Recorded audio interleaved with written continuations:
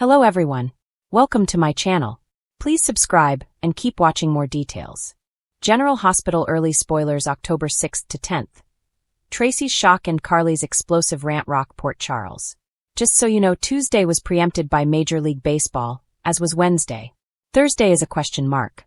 It depends on the status of Tuesday and Wednesday's game.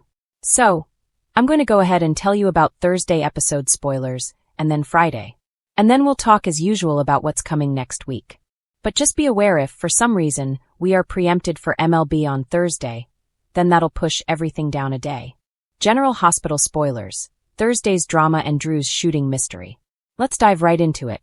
On Thursday, October 2nd, which hopefully will air, we've got Elizabeth Weber, Rebecca Herbst, looking for Britt Westbourne, Kelly Thiebaud, and she's got a bone to pick. She's got some things to say. And this could be about her coming back to GH to work in the ER, or Harrison Chase, Josh Swickard, or Jason Morgan, Steve Burton, or her fake death. I mean, Britt has got people coming at her left and right about a whole bunch of stuff. Tracy makes a promise. So she and Michael Corinthos, Rory Gibson, are talking. And Tracy knows that Michael was outside Drew Kane Quartermain's Cameron Matheson place right at the time of this shooting. And Michael kind of claps back at Tracy and tells her if she's so sure about all this, go ahead, go to the cops. But Tracy obviously is going to cover for Michael because she hates Drew. Sonny Corinthos, Maurice Bernard, connects the dots. GH spoilers, Sonny meets Ronnie. He's going to meet Veronica, Ronnie Bard, Erica Slazak, who tells Sonny that she won't be scared off by Tracy. Carly is grilled by Anna Devane, Finola Hughes, but she's going to clap back at the police chief.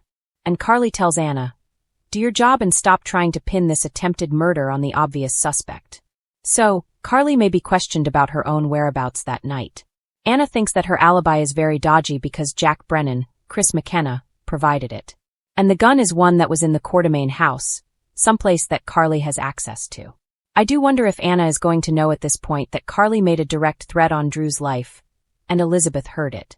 So, Edward Quartermain's John Ingle, gun being used in the shooting is very problematic for a lot of people. General Hospital spoilers, Britt's odd behavior. Britt talks to Damian Spinelli, Bradford Anderson, and asks him if he thinks Maxie Jones, Kirsten Storms, would be okay with this. I wonder if Britt is somehow opposed to James meeting Nathan West, Ryan Pavey. Britt's reaction to her brother Nathan being alive seems very off. But no matter what Britt says or Spinelli says, Nathan does meet his namesake's son James this week on General Hospital. Also, Ava Jerome Maura West has perfect timing. It looks like she's going to show up back to Alexis Davis's, Nancy Lee Grahn, place in time to save her from Rick Lansing, Rick Hurst, who has a knife to Alexis's throat. That's probably not a good feeling. It may flash her back to when Julian Jerome, William DeVry, did the same thing. Monica's will reading sparks chaos and reveals family secrets on GH. Friday, October 3rd, we have got the reading of Monica's will. And that may begin on Thursday, but is in full form on Friday. There's big fallout. Alexis is at the estate to read the will. On hand for the will reading are Sonny, Tracy, Michael, Brooklyn Quartermain, Amanda Setton, Jason, Olivia Falconeri, Lisa Locicero, and Ned Quartermain, Wally Kurth. And I do wonder if Sonny is in the will, and Alexis told her to show up for that. Rumor has it that Martin Gray, Michael E. Knight, is going to represent Ronnie in this, and Tracy is going to hire Marco Rios, Adrian Anchando, to represent the Quartermains. And I do wonder if this is all part of some kind of scheme of Drew's, because he vowed he won't be left out of his mom's will. Tracy's jaw drops and Sonny says this should be interesting. As the will reading happens, Drew is in a rage, so he may have very specifically been left out of Monica's will. Meanwhile, I expect Jason and Michael to inherit a good bit from Monica. And Drew is going to absolutely lose his mind over that, especially since Tracy rolled him right out of the funeral. General Hospital spoilers. Portia in for the shock of her life. Dr. Isaiah Gannon, Sandy Wilson, goes looking for Portia Robinson, Brooke Kerr, and she told him that she wanted to give this thing a try. So Isaiah may be circling back to tell Portia that, yeah, I'd like to try it. I want to keep seeing you. But this week, it looks like Portia is taking a pregnancy test. That may run over into next week again, depending on the preemption schedule. Britt is absolutely thrown for a loop. She may hear from her mystery boss again, and the whole Nathan thing is clearly throwing her off. Jocelyn Jacks, Eden McCoy, is back in Port Charles, and I'm very curious to see if Vaughn, Bryce Durfee, and Jocelyn try to sneak around behind Brennan's back, defying his direct orders to end their relationship. October 6th to 10th. Unraveling secrets and shocking revelations. The week of October 6th through the 10th, Gio Palmieri, Giovanni Mazza, makes a big move. And I wonder if he's going to come back to the Q mansion. Maybe he will decide to let his parents, Brooke Lynn and Dante Falconeri, Dominic Zamprogna, have a little more access to him. Also, Chase and Anna serve a search warrant. Looks like they may be at the Q mansion since Drew was supposedly shot with Edward Quartermain's gun. Carly goes looking for Elizabeth, and Carly may suspect that Liz told the cops about her threat, and that might be why Anna was grilling her. Elizabeth and Carly are not friends, and they have a very contentious, rocky past. Alexis has a warning for Sonny, and it may be about the Drew shooting and Michael's shaky alibi. Curtis Ashford, Donnell Turner, has a theory that he shares with Portia, and this may be about who shot Drew and what he's doing. And of course, no matter who Drew actually suspects shot him, he wants Michael to go down for it. General Hospital spoilers. Portia's huge news and Willow's despair. Portia gets life-changing news, and this may be a positive pregnancy test. And our leaker told us that there's going to be a Who's the Daddy storyline coming up for her. So Portia is planning next steps. If she is the one who's pregnant, as it looks like, she's got to figure out who's the dad. What's she going to do about this pregnancy? And is she going to tell the father of her child? Brennan gets together with Jocelyn. This might be to discuss Britt and her getaway, or it might be him reiterating that she needs to stay away from Vaughn.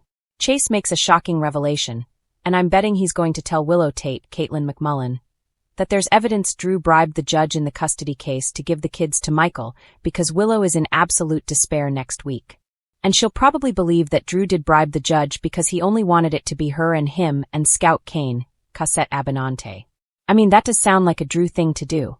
Drew's revenge on General Hospital. Meanwhile, he remains determined to destroy Michael, make him take the blame for the shooting, and also General Hospital have seen countless scandals, betrayals, and reunions over the decades. But this week, two women with reputations for never backing down are about to steal the spotlight. Tracy Quartermain is blindsided by a revelation that shakes her to the core, while Carly Spencer unleashes an explosive rant that leaves Port Charles buzzing. The fallout promises ripple effects that will touch nearly every corner of the canvas. Tracy's shock.